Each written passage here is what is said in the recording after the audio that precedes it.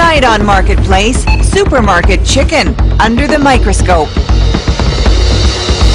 This was in your bloodstream. This was living inside of me. We test all your favorite brands. Your study is the most complete and horrible that I've seen. We find superbugs that antibiotics can't kill.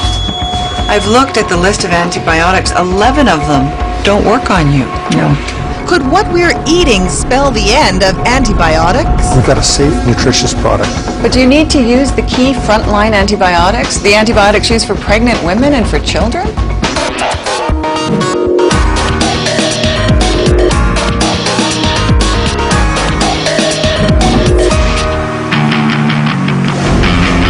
We're sending Marketplace staffers on a cross-country chicken shopping spree. Chicken leg, perfect. Our mission? Scouting for superbugs in Toronto, Let's get 3. Vancouver, and Montreal. Thanks. Yes, from the cheapest club pack to antibiotic-free to organic, we buy them all. We know that chicken can carry nasty bugs, Salmonella, E. coli, Campylobacter. But now those common stomach bugs are turning into superbugs, meaning antibiotics can't kill them. To see how bad it's getting, we head to Surrey Memorial Hospital near Vancouver to a new clinic set up just to battle superbugs. Okay, Mrs. Brown, just have a seat on that chair there and you have to see the specialist. Verna Yes. Brown has a common bladder infection. To her surprise, ordinary antibiotics in pill form didn't work. How often do you have to come into this clinic? Once a day, every 24 hours. Every day. Yeah, You get hooked up to an IV for how long? about half hour. And do they think this antibiotic is going to work? They think so. I hope so. Doctors here have tried antibiotic after antibiotic. What's that like, to have a patient come in and there's nothing left in your arsenal to help them? Feel desperate, horrified that I'm not able to do what I was supposed to. Feels okay? Dr. Yazdan Mirzanajad started this clinic. Patients here have picked up a superbug. Oral antibiotics won't work for their infections. Abscesses, cellulitis, bursitis, you name it, kidney infection. We deal with all of them here. More and more antibiotic-resistant infections, or superbugs, come from bacteria on your food, like the kind found on supermarket chicken. I've looked at the list of antibiotics. 11 of them don't work on you. No, that's what they say. No one knows for sure how Brown got her antibiotic-resistant bug, but new research reveals an E. coli bug causing severe infections like Brown's can now be found on supermarket chicken. As long as we continue to do antibiotics feeding to the livestock, that is going to happen and it's going to get worse. That's right. Overuse of antibiotics on farm animals is one of the major reasons antibiotics are failing us. I think the era of antibiotics therapy is very close to be over. So you think the day is coming when antibiotics will just stop working? Absolutely, I have no doubt. In Toronto, Rick Smith was on Health Canada's advisory committee studying drug use on farm animals. What he learned there is the reason he only buys chicken raised without antibiotics for his family. Can I grab that? Yes, absolutely. We catch up with him after work. Hi, Rick. Hi, how are you? Smith is head of Environmental Defense, a consumer advocacy group. What do you think as you see fewer and fewer antibiotics able to work on people? What's scary? I mean, I've got 2 little kids. We've had to use antibiotics over the years, and I worry what the efficacy of antibiotics will be when they're adults. Farmers give animals like chickens the same kind of drugs we need to get better in their feed, in their water. Antibiotics like amoxicillin, tetracycline, erythromycin, and ceftiofur. Not just when animals are sick, they can give them every day to prevent disease and to make them grow bigger, faster. The analogy for humans would be that every morning when you wake up and you have your breakfast cereal, you pour in a healthy dose of antibiotics whether you're sick or not. And, we wouldn't do that as humans. Doctors wouldn't prescribe that for humans. But that's what's going on with our food animals. Overuse makes the bacteria on meat resistant to antibiotics. They become superbacteria, or superbugs. That's what we're looking for in our test. We picked chicken because it's the most popular meat in Canada. We buy 100 samples, snap them, label them, and ship them to a lab for analysis. Meanwhile, at Hamilton's McMaster Hospital, we track down another disturbing case. A patient with symptoms of what seems to be simple food poisoning. I'm a pretty healthy guy. I'm in good shape. I exercise and I do all the right things. And this hit me really hard. Jerry Wright was sick for months on IV antibiotics. Even though you were faithfully taking the antibiotics as prescribed, you still weren't getting better. That's right.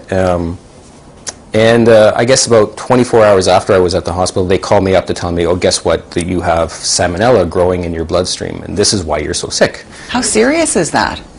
Well, you can die from sepsis. So death is the worst case scenario. Luckily, another more powerful antibiotic the doctors tried kicked in. Turns out, Wright had been infected by one of these new superbugs. After you... Wright's not your average food poisoning victim.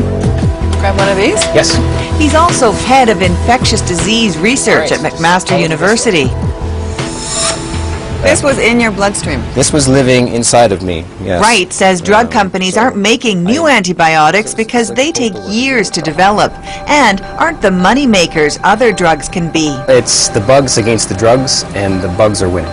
So if the bugs are winning and we're running out of antibiotics, why does that matter? It means we go back to what it was like pre-1930, when the largest cause of death was infectious diseases caused mostly by bacteria. I mean, we have to be incredibly careful with these. These are natural resources that are absolutely essential for for modern medicine.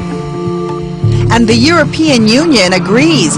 It's banned antibiotics used just to plump up the chickens. I think my kids deserve that same protection that European kids are getting right now. In the U.S., experts estimate up to 70% of all antibiotics are fed to healthy livestock. In Canada, those stats are not reported. It seems to be somewhat of a secret how many antibiotics are used when it comes to poultry farming. And I think the reason that those numbers aren't public is because they're so embarrassing and will strike most Canadians as being completely out of proportion to anything actually necessary to keep our food supplies safe. In Ottawa, we look for more answers from the chicken farmers of Canada. They represent large industrial farmers, a lobby group run by Mike Dungate. Hi, Mike. Hi, Erica. How are you? Nice to meet you. You too. His PR team is here too. Are there any limits to how many antibiotics chicken farmers can use? Our position is judicious use. From a farmer perspective, a farmer isn't going to use more than they think is necessary. But they could use as much as they want. There's no quota. There's no limit in what they could in terms of maintaining the health of that flock. Dungate says farmers don't need limits. Doctors, scientists, researchers, they say the solution is clear. Chicken farmers need to stop using the level of antibiotics they're using today. Otherwise, they predict the day will come when antibiotics will no longer work for people. I think we would be concerned about that, but we would also be concerned that we can't use those antibiotics ourselves in chicken production. But human health must trump chicken farming. I mean, we don't want to go back to the days when if you get pneumonia, you die because we have no antibiotics. Absolutely. Absolutely. But researchers say that's where we're headed. There's a huge overuse of antibiotics in poultry farming. I don't believe there's a huge overuse. I think there's judicious use that is going on. Coming up, our test results. This sample had antibiotic resistance to 8 antibiotics. Wow, that's even worse than I thought.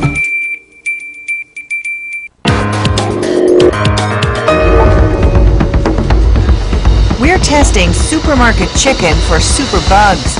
Get infected by one of those bugs, the usual antibiotics won't work. Dr. Yazdan Mirzanajad is running out of options. Sounds pretty grim in your field of infectious diseases. And I'm usually a very optimistic person, but I am somewhat horrified. Remember, we bought 100 samples. Brands like Maple Leaf, Lilydale, President's Choice. What do we find? 2/3 have bugs. E. coli, Salmonella, Campylobacter. But the key question, how many of those bugs are antibiotic resistant? All of them, to at least one antibiotic. All are no longer your regular stomach bugs. All have mutated into superbugs. And this chicken We show also Rick Smith, head of Environmental Defense. Wow. And in fact, That's even worse than I thought. Incredibly worrisome that the 2/3 of the samples you purchased, all of them had antibiotic-resistant bacteria. I mean, that's a disaster, public health-wise. Remember Jerry Wright, the infectious disease specialist who almost died after picking up a superbug? every single bug that we found was resistant to at least one, and a lot of them were resistant to a number of antibiotics. It really needs to be seen as an impending crisis. Your data just support. So you would go so far as to say we're nearing crisis levels here? Absolutely. We now have organisms that are completely resistant to every antibiotic that we have available to give to them. And our most disturbing test result? One of the most crucial antibiotics we have is Ceftiofur. It's the only antibiotic doctors can safely use to treat food poisoning in pregnant women and children. Almost half of the Salmonella bugs we find are resistant to Ceftiofur. This is the most worrisome study I've seen of its kind. I'm concerned as a parent. None of this is a surprise to our federal government. It's been testing supermarket chicken too for the past 10 years, also finding superbugs and publishing this study showing there's a strong link to human health. Chicken farmers say they need antibiotics to promote chicken growth, to keep the chickens healthy. Sure. So I would say if chickens are sick, then chickens deserve to get antibiotics. If chickens are not sick, then there's no reason to do that. And bet you're wondering which of our samples have the most superbugs? We reveal those to Mike Dungate from the Chicken Farmers of Canada. First up, this Lilydale chicken. We found Salmonella that was resistant not to one antibiotic, but to 5 antibiotics. Next, Maple Leaf Prime. This chicken had superbugs on it resistant to 6 antibiotics. This chicken from Rabba. This chicken sample had Salmonella on it resistant to 7 antibiotics. And how about this club pack from Loblaws? This sample had antibiotic resistance to 8 antibiotics. Okay. 8! What do you think of those numbers? In terms of those numbers, Yeah. you know, this is our point here, is that there is Salmonella bacteria on chicken. But worse All right. than Salmonella, there's now antibiotic-resistant Salmonella. Right. Resistant to 8 antibiotics. And we've got a safe, nutritious product. But do you need to use the key frontline antibiotics, the antibiotics used for pregnant women and for children? I don't think it is an either-or scenario. We've got this balance between animal health, food safety, and animal welfare. And this is where the education of consumers is. If you cook your chicken properly to 165 to 185 degrees Fahrenheit internal temperature, you will kill all bacteria. There's no resistance issue. Actually, cooking can't always protect you. Most cases of food poisoning are caused by improper food handling. Only 21% happen at home. The rest take place beyond your control at restaurants. The Chicken Farmers of Canada says there isn't a problem as long as people cook it properly. Is that the solution? I think that's a cockamamie argument. That's a real cop-out on the part of the chicken farming industry. I mean, the idea that consumers should have to solve this problem is ridiculous and unfair. The real answer here is that chicken farmers stop overusing antibiotics in this way. And when it comes to food handling, most of us think we're really careful in the kitchen. So that's what we're going to test at a UBC food lab. I'm going to grab some chicken here for you guys to work with. It's a poultry prep test. Kevin Allen, a food microbiologist, is spreading a special gel all over these birds. It's a sort of slimy layer. He's helping us see if any surfaces get contaminated. There we go. Okay. Volunteers Sandra and Yvonne are here to cook up some chicken for our cameras. So I'm thinking that we'll maybe bake these. Sandra tells us she's had food poisoning from chicken twice. So she's a clean freak. Don't people know that chicken tends to be dirty, so they're careful when they're handling it? Well, I think they do, but I don't think they realize how extensive the cross-contamination can be. That explains why every year about 11 million Canadians get sick from the food they eat.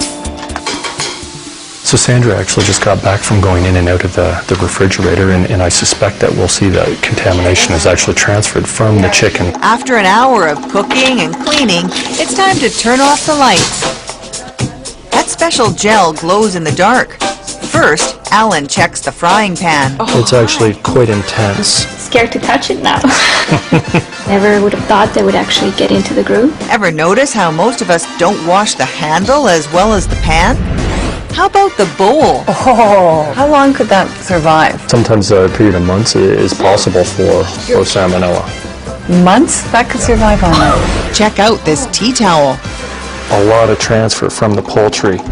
And their hands? Remember, Sandra's a clean freak. She's washed them at least 3 times. There we go. We can see some of the contaminations. Crazy. It's still on there. Are you surprised? I am surprised, actually. Seems we're not fail-proof. Those superbugs sure can spread. Coming up, we reveal what's lurking on those antibiotic-free chickens. Are you You're going to tell me something bad here?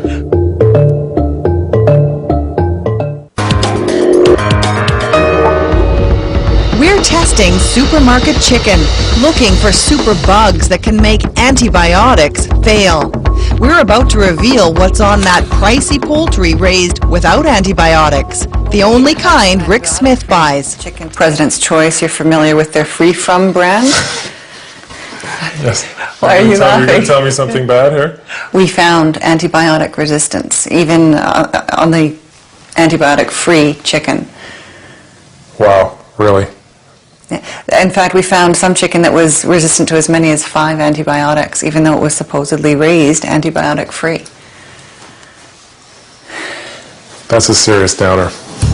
We call Loblaws for an interview. Want to know how chicken raised without antibiotics could end up with superbugs. We're here at the building, just outside. If you have time to come down and talk to us, we'd really appreciate it. They turned down our interview request. Instead, they send us an email saying they have controls in place to ensure antibiotics aren't used. But products can become naturally exposed to strains of antimicrobial resistant bacteria. These companies better take this and do some hard reflection and ask themselves why you found what you found and fix it. And organic? Hard to believe. We find E. coli resistance to 4 antibiotics. Not as bad as some of the conventional brands, but still troubling. IGA tells us they can't explain why we find superbugs on their organic chicken. To get some answers on another organic sample, we take a road trip to Saint-Urbain, Quebec, Charlevoix Farms. Here's where this organic chicken sample came from. We tell Damien Girard there are superbugs on his organic chicken. I was quite surprised on that because we're not putting any antibiotics on our chickens. Because they don't get antibiotics, his chicks take 10 weeks to grow. Conventional chickens, only 5 weeks. I think that organic way is the best way to do it. I'm proud of it.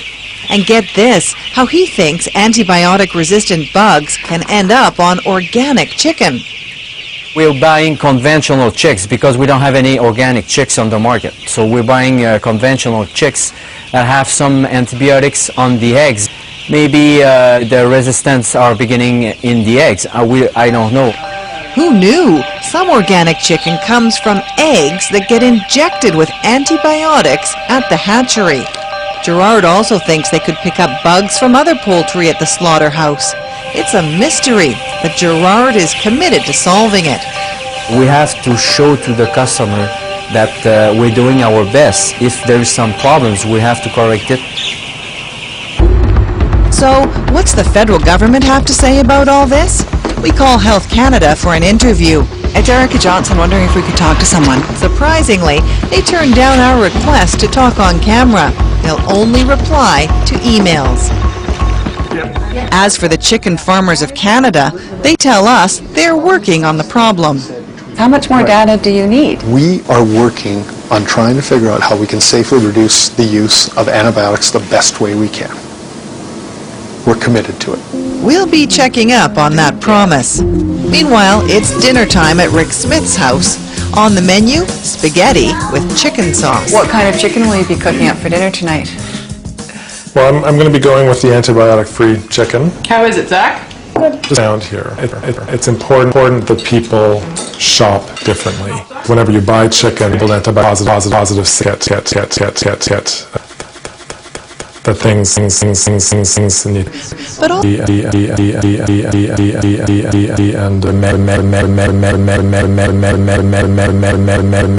and that our food supply are protected, that this overuse of antibiotics be ended.